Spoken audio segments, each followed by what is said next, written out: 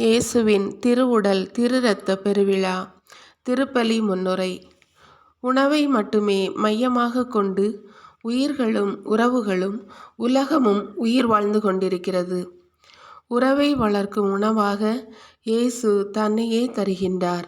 இயேசுவின் உடலை உண்டு இரத்தத்தை குடிக்கும் ஒவ்வொரு மனிதனும் இயேசுவின் உடலாகவும் இயேசுவின் இரத்தமாகவும் மாற்றம் பெறுகிறான். வார்த்தையான வல்ல கடவுள் இறைமகன் இயேசு வானத்திலிருந்து இறங்கி வந்த உயிருள்ள மன்னாவாகிய இயேசுவை உட்கொள்ளும் ஒவ்வொரு மனிதனும் கடவுளின் பிள்ளையாகும் வாய்ப்பு பெறுகிறான். இயேசுவின் வார்த்தை வழி வாழ்வதே உயிரூட்டம் தரும் உன்னத உணவாகும்.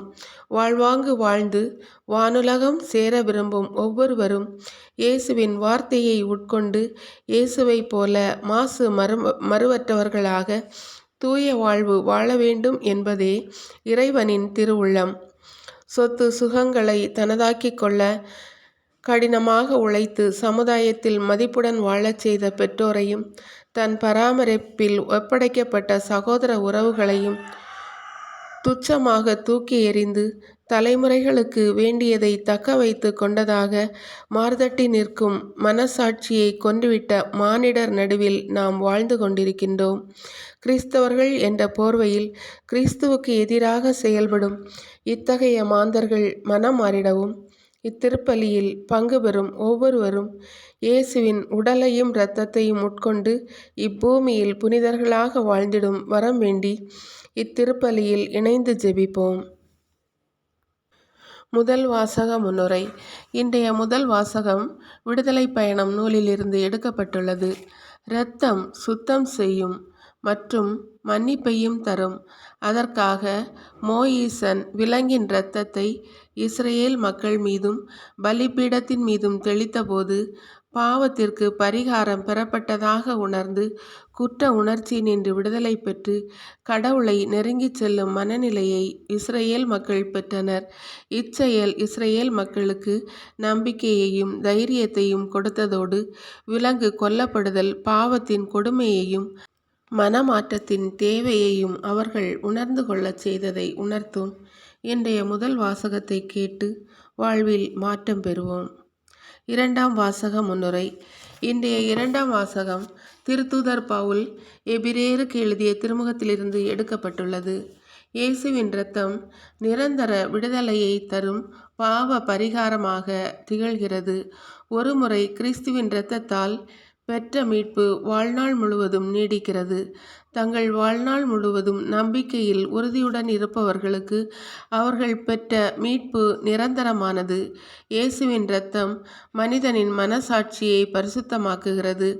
பழைய ஏற்பாட்டில் வாழ்ந்த கடவுளின் பிள்ளைகளுக்காக சிந்தப்பட்ட இயேசுவின் இரத்தம் புதிய உடன்படிக்கையிலும் அழைக்கப்பட்டவர்கள் மீட்பு அடைய வழிவகுக்கிறது.